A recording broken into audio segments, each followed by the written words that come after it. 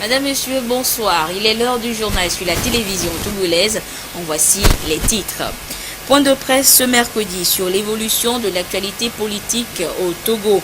Les ministres de l'administration territoriale et de la sécurité ont fait le tour d'horizon de la situation politique dans notre pays en ce qui concerne la liberté de manifestation et surtout l'appel à un Togo mort lancé par l'opposition. Ils étaient donc face à la presse cet après-midi. Le Forum national de la femme édition 3 a officiellement ouvert ses portes cette semaine depuis Kara. Un cadre de dialogue et d'échange mis en place par le gouvernement pour une mise en œuvre efficiente de la politique du genre au Togo. Et puis l'état civil était au cœur des échanges ce matin entre les experts des collectivités territoriales. Il était question de tabler sur les stratégies en vue d'assainir ce secteur dans notre pays. Voilà pour les titres une fois encore. Bonsoir. Les ministres de l'administration territoriale et de la sécurité et de la communication étaient tous devant la presse cet après-midi. Il était question pour eux de faire le point sur l'évolution de l'actualité politique au Togo. Occasion pour eux de rappeler les textes de base qui régissent la liberté de manifestation pacifique publique au Togo.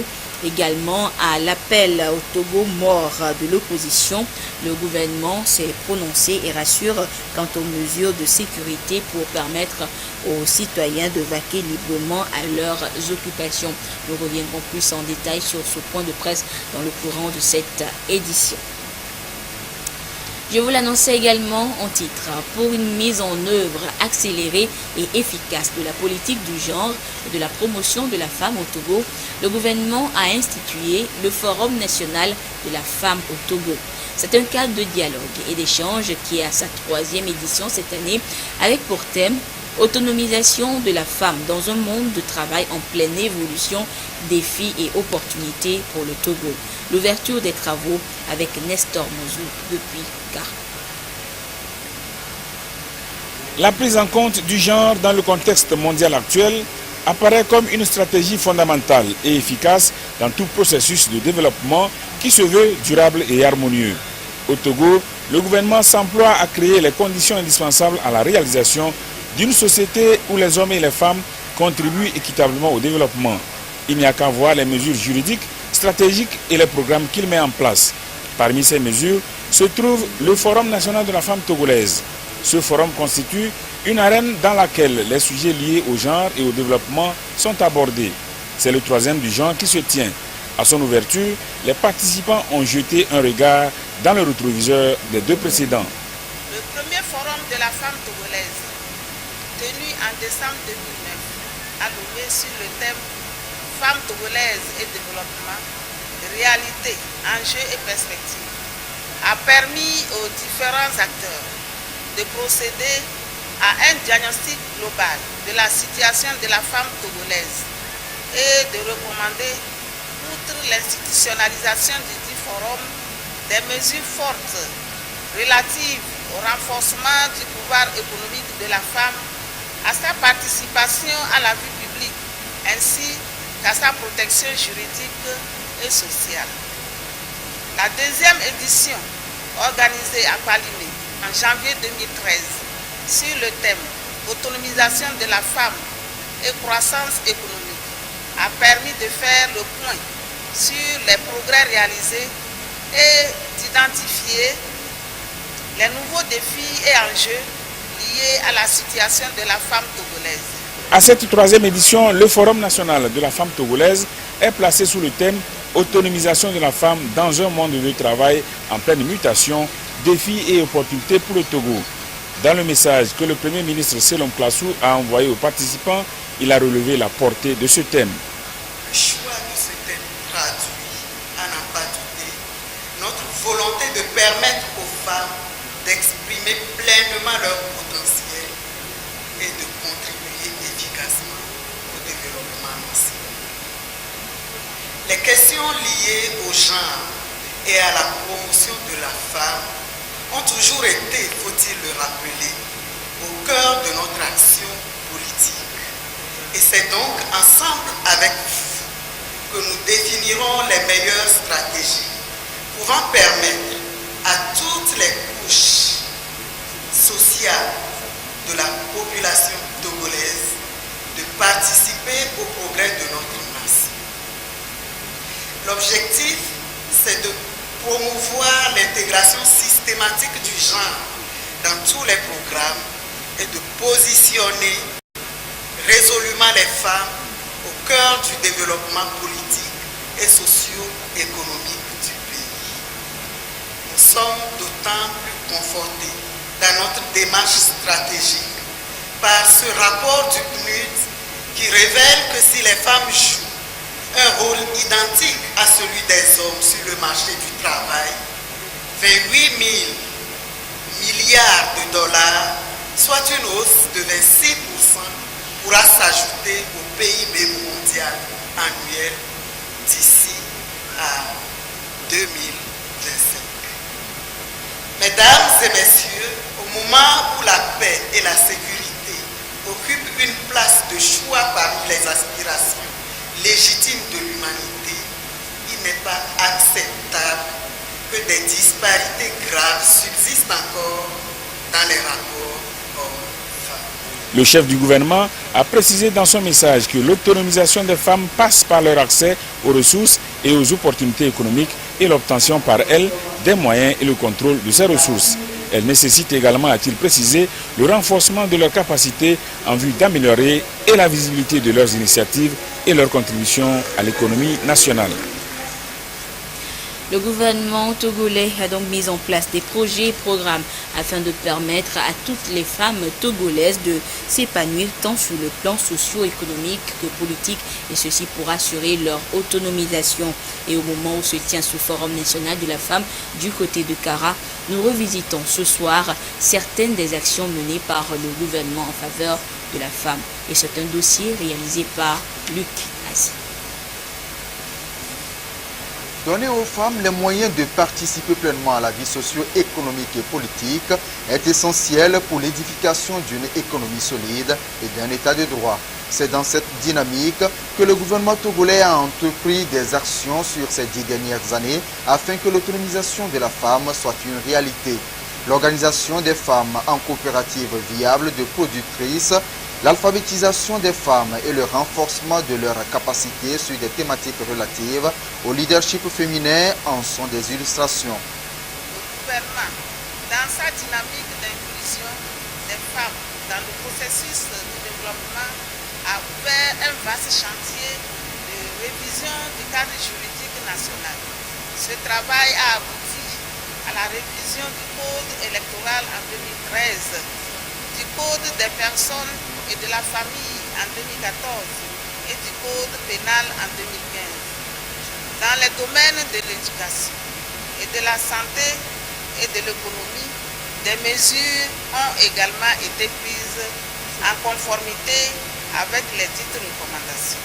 En matière d'éducation, soubassement de tout progrès, le gouvernement s'est engagé à relever le niveau d'instruction, notamment celle des filles, en instituant les prix d'excellence aux filles méritantes aux examens de fin de cycle et en apportant un appui substantiel aux filles issues des familles démunies.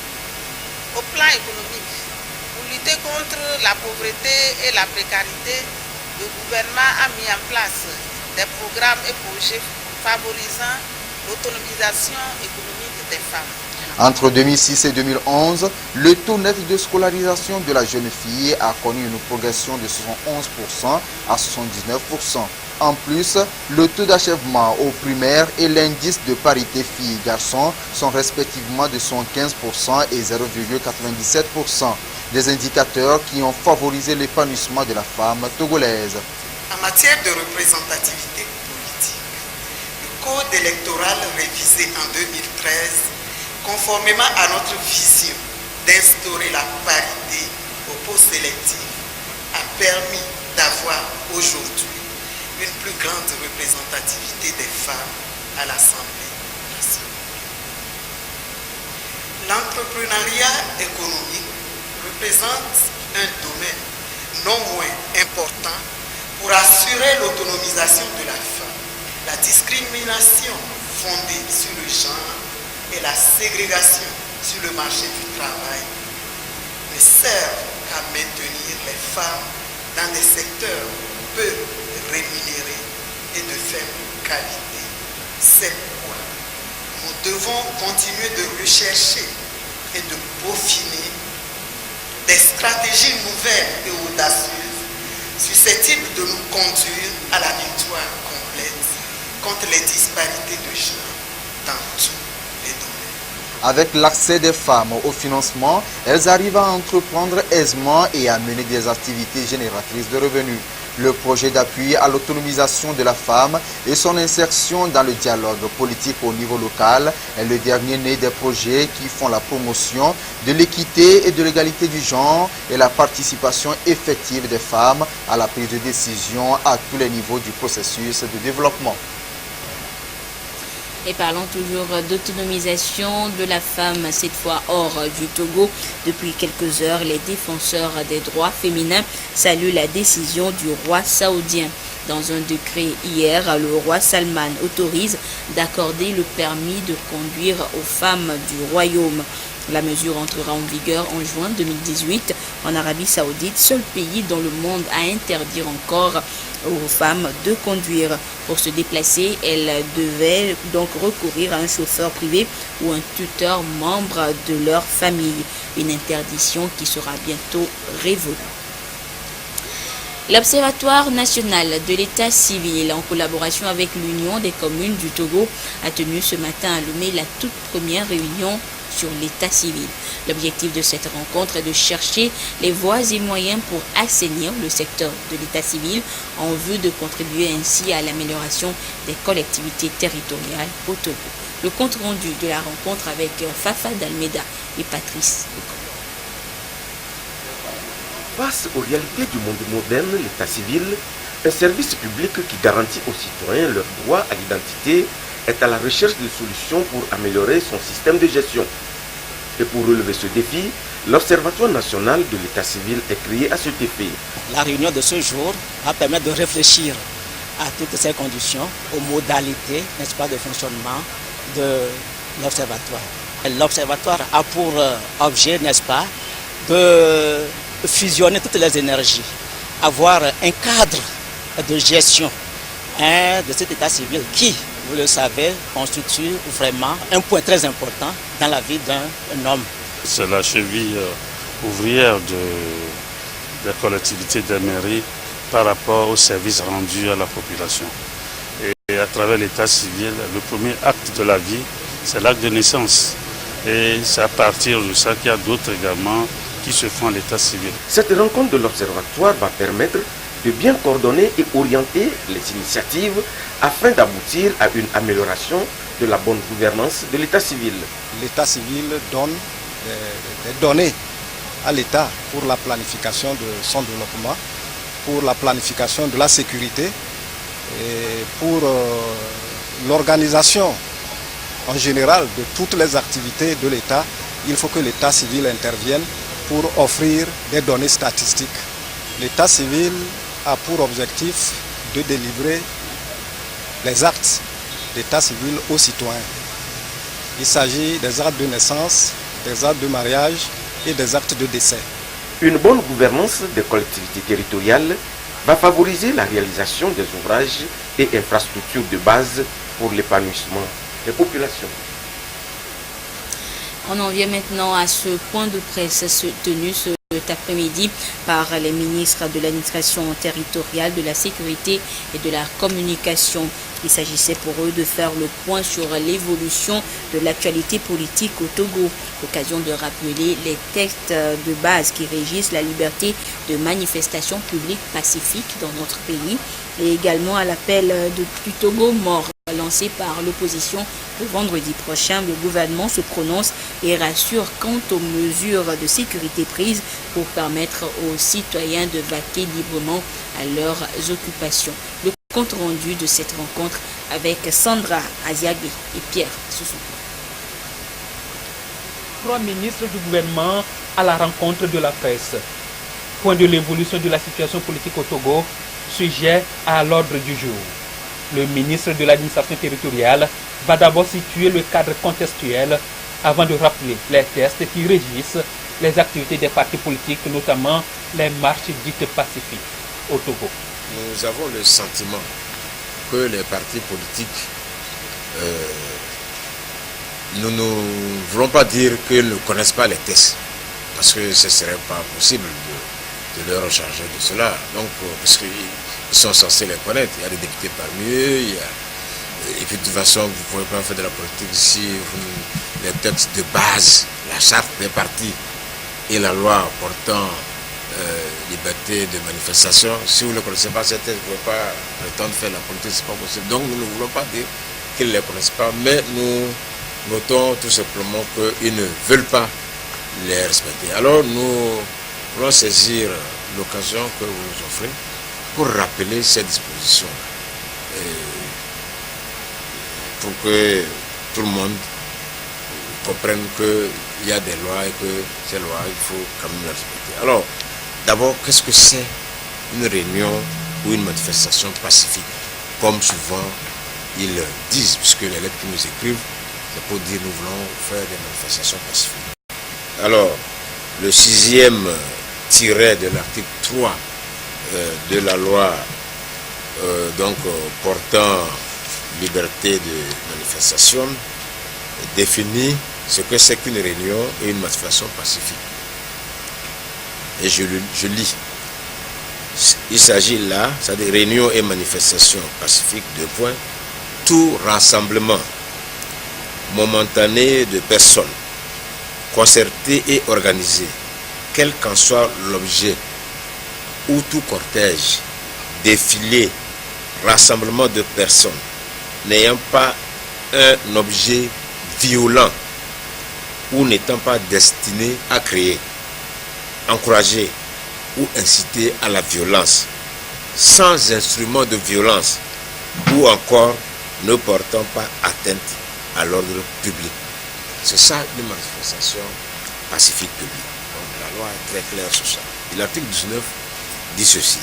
Toute personne qui s'introduit dans une réunion ou une manifestation et incite d'autres participants à commettre des violences, destruction ou dégradation est passible d'un emprisonnement de 1 an à 5 ans et d'une amende de 500 000 à 1 500 000 francs. L'article 20 dit ceci. Toute personne qui, à l'occasion de réunions ou manifestations pacifiques publiques, s'introduit par des menaces, contraintes ou violences dans un édifice public ou privé, dans une maison d'habitation, dans un bâtiment à usage commercial ou dans un lieu de culte, sera puni conformément aux dispositions du Code pénal. C'est clair. Article 21.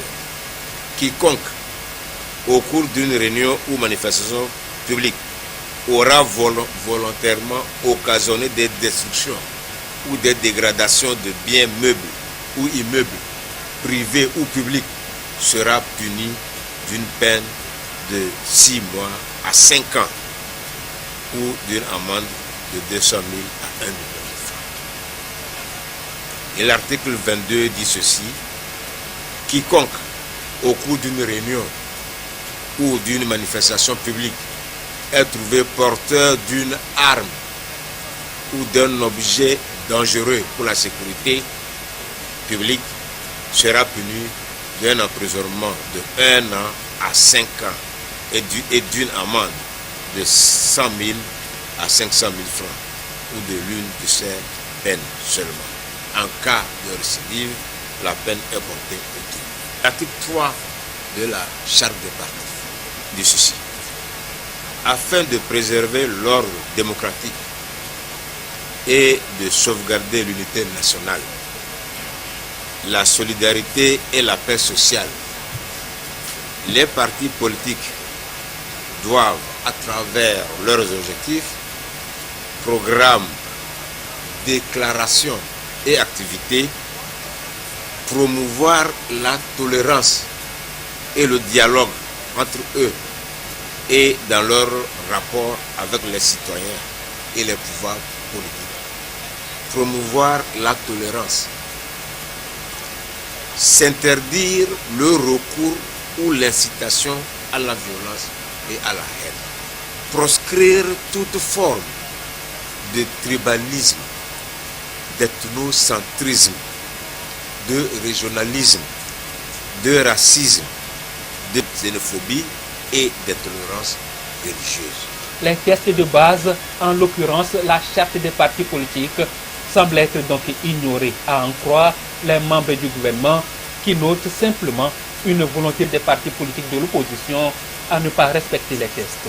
Le ministre de la Sécurité et de la Protection civile déplore la situation et en appelle au sens de responsabilité de tous. Ils ont décidé de marcher jeudi et samedi, c'est-à-dire le 28 et le 30. Contre toute attente, nous avons appris, comme vous d'ailleurs, sur les réseaux sociaux, à travers des communiqués, que le programme a changé. Il y aurait plus de marche cette semaine, tant mieux. Et le mercredi, une délégation devait rendre visite aux blessés à l'intérieur du pays. Et pour cette activité, une correspondance a été adressée au ministre de l'administration territoriale. J'ai reçu aussi une correspondance signée par M. Patrick Longfond, nous informant du déplacement de M. Jean-Pierre Favre vers l'intérieur. Il fallait prendre les mesures sécuritaires, ce qui a été fait. Au moment où je crois qu'ils sont à Mongo. Par les réseaux sociaux, le ministre n'a pas été saisi. Nous apprenons que le vendredi est déclaré Togo mort. Togo mort et journée de recueillement. Nous n'avons pas officiellement été saisis pour ça. Je crois que c'est un choix aussi pour certains citoyens, certains de nos compatriotes, de décider de rester. Mais nous voulons rappeler à tous les fonctionnaires, à toute la population togolaise, que vendredi est un jour ouvrable. C'est un jour comme tous les autres. Ceux qui ont des activités économiques seront libres d'aller à leur activité économique. Ceux qui sont fonctionnaires seront libres d'aller à leur lieu de travail. Et je tiens à rappeler que à travers les réseaux sociaux, nous apprenons par message audio des menaces que certains profèrent à ceux-là qui seront tentés d'aller au marché, qui seront tentés d'aller à leur lieu de travail. Il dit, lorsque les gens, je ne vais pas dire qu'ils s'amusent à avancer des termes comme ça, il dit, ils sortent du cadre de manifestation politique. Et si moi je vais au marché, vous me lancez un caillou, ce n'est plus politique, ça c'est carrément droit commun. Donc, dans un premier temps, nous avons pris les dispositions pour assurer tous ceux qui seront appelés à se rendre à leur lieu de travail, nos compatriotes qui seront appelés à aller au marché, bref, que chacun puisse vaquer librement à ses occupations. Et je voulais attirer l'attention, si c'est des jeux que les gens le font, qu'ils cessent, parce que c'est pas responsable. De passer des messages audio, menacer les uns les autres, si vous sortez, on va casser votre boutique. C'est quelqu'un qui prend le risque d'agresser un commerçant qui va au marché ou qui est au marché. Il s'expose à la loi. Là où nous serons fermes là-dessus. Celui décider de rester à la maison, ça c'est un choix. Celui qui veut rester, il reste. S'il est fonctionnaire, il aura rapport dans son administration. S'il est un particulier, c'est son choix. Mais entraver ou empêcher les autres de vaquer librement à leurs occupations, là il y aura un problème. Si ces menaces sont mises à exécution, je crois que la loi fera son travail. J'appelle les uns et les autres à la responsabilité. La liberté de manifestation politique est reconnue par la loi, soulignent les trois ministres. Ils exhortent les uns et les autres à proscrire toute forme de violence lors de l'exercice de ce droit et à faire preuve de tolérance et de dialogue conformément à la loi. Dans un communiqué, il est porté à la connaissance du public que le mardi, hier 26 septembre 2017, à 9h27, l'avion Epsilon TB30, numéro 55, immatriculé 5V MAS lors d'un vol d'entraînement pilote et suite à des ennuis mécaniques survenus en vol, s'est posé d'urgence sur une piste rurale à 5 km au sud du village de Sandakabanda dans la préfecture de Bassar. L'équipage de l'avion a réussi à sortir indemne de l'avion endommagé. Une enquête est ouverte pour déterminer les causes de cet accident. Aujourd'hui, 27 septembre, est célébrée à travers le monde la journée du tourisme. Cette 38e édition est placée sous le thème « Le tourisme durable, outil de développement ». Quel sens donc donner à ce concept et quels sont les différents atouts dont regorge le Togo en matière d'industrie touristique et surtout, quels sont les projets pour redynamiser le secteur touristique togolais? Les réponses dans ce dossier réalisé par Augustin Kossi. Peut contribuer à la réalisation des objectifs de développement durable. Un tourisme qui génère des recettes, crée des richesses en tenant compte de l'environnement, de l'économie, de même que la cohésion sociale. Il est désigné sous le vocable tourisme durable, outil de développement. Le tourisme durable est un terme qui tire son importance des facteurs de durabilité exprimés dans les OMD qui sont aujourd'hui devenus des ODD. Et donc le tourisme durable tire son essence de ce paramètre-là. Donc nous disons que quand on parle de tourisme durable, en fait il s'agit d'un tourisme qui respecte l'environnement et la culture des populations visitées. Mais il y a également d'autres considérations qui rentrent dans le domaine du tourisme durable. Lorsque, pour l'hôtellerie par exemple, on utilise des produits locaux, dans la construction, dans la restauration, etc., on parle de tourisme durable également. C'est un outil de développement du moment où le tourisme durable s'appuie sur les richesses locales, sur les ressources locales. On n'a pas besoin d'aller chercher d'autres facteurs extérieurs pour développer le tourisme. Tout se fait à la base. Au Togo, on estime le nombre de touristes accueillis en 2016, par exemple, à plus de 430 000 avec une recette estimée à 36 milliards de francs CFA. Le nombre des emplois est passé de 4 500 en 2015 à 5 000 en 2016. Cette tendance à la hausse des chiffres résulte bien entendu de la fréquentation du pays par des vacanciers intéressés par l'écotourisme, le tourisme culturel et balnéaire. Et des moyens ont été mis en œuvre pour donner à la destination Togo une nouvelle image. Nous avons la disposition naturelle du Togolais à accueillir l'étranger, qui constitue un atout formidable. Mais également nous avons des atouts naturels et culturels d'intérêt touristique, que sont par exemple pour les sites culturels. Nous avons la maison des esclaves d'Aboudafort. Nous avons ce site-là qui est classé au patrimoine mondial de l'UNESCO, qui est le Koutamakou. Mais nous avons également d'autres sites naturels et d'autres sites culturels tout le long du pays. Et sur le plan naturel, nous avons des grottes, des cascades, dont la plus célèbre est la cascade de Viikwa. Quand on traverse tout le pays, on a beaucoup de sites et de monuments que nous visitons. Nous avons des traditions, des fêtes traditionnelles, des rites que nous célébrons à travers tout le pays. Tous ces éléments constituent des attraits naturels et culturels que nous faisons découvrir aux touristes dans le cadre des voyages que nous organisons à l'intérieur du pays. Et pour que le Togo brille davantage par la qualité de ses prestations touristiques, des réformes sont prévues.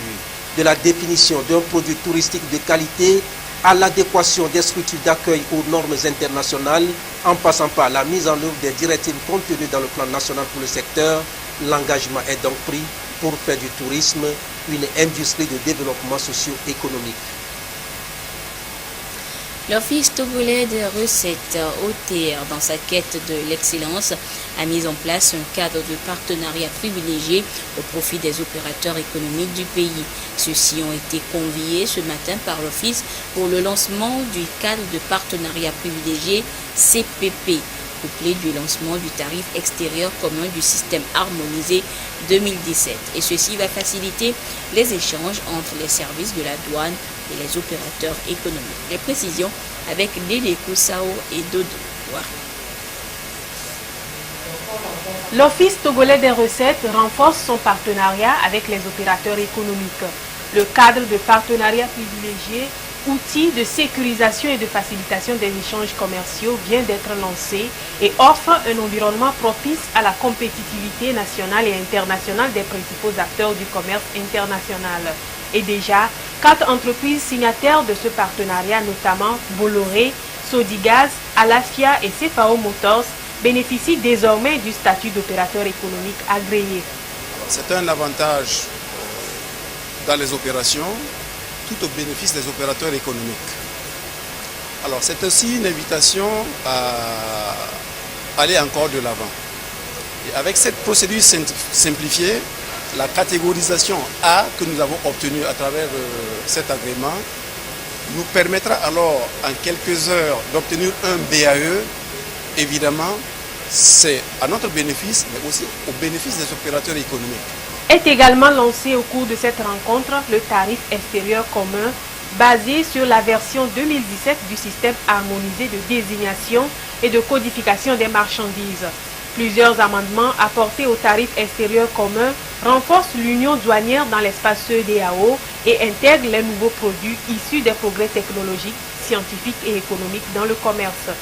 Nous avons procédé au lancement officiel de la mise en œuvre du tarif extérieur commun de la CEDEAO qui prend en compte un certain nombre d'évolutions au plan environnemental, technique, etc.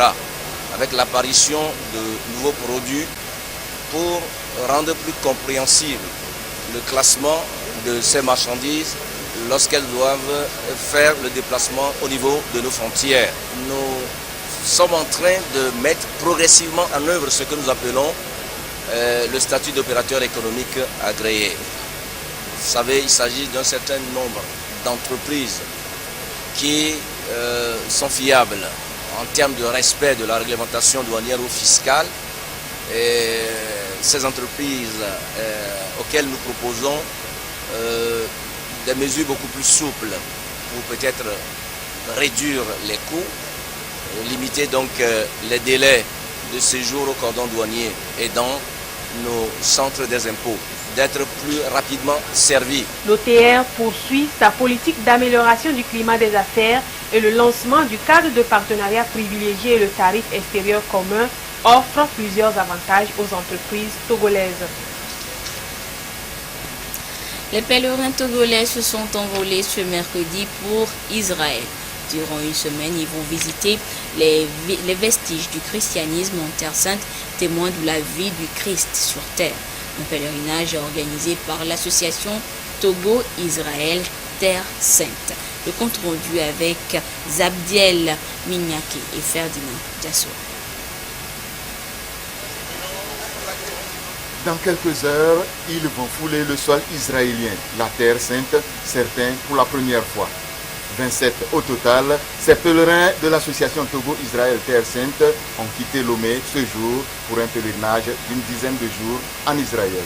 Nous visitons beaucoup de sites, la mer Morte, le Jourdain, le lieu de naissance de Jésus, à Bethléem, le tombeau de Jésus, là où dernièrement il s'est envolé pour le ciel. Donc c'est une épreuve de foi que nous faisons chaque année, mais pour la gloire de notre Dieu. Ces chrétiens qui vont renforcer leur foi à travers ce pèlerinage espèrent recevoir des bénédictions. Ils ont également promis d'implorer la grâce et la bénédiction de Dieu sur le Togo afin, disent-ils, de préserver le climat de paix et de cohésion sociale. Je veux être le flambeau de ce monde pour briller dans les ténèbres parce que j'ai décidé d'être missionnaire de l'impossible. Moi je vais pour ma 3e fois et c'est une grande joie pour moi d'aller en Israël et marcher sur les pas de Jésus. Aujourd'hui moi je crois que c'est un pilier pour nous les chrétiens aussi. Et je bénis le Dieu d'Israël pour tout ce qu'il fait. Nous allons également pour prier pour le Togo, pour que la paix règne dans ce pays. C'est pour la 7e fois consécutive que l'association Togo-Israël organise un pèlerinage en Israël. Leur retour est prévu pour le 5 octobre prochain. Et voilà, donc ainsi se referme cette édition. Merci de votre fidélité à la télévision togolaise. À 22h30, vous serez en compagnie de Adolphe Paka pour la dernière édition du journal. Au revoir.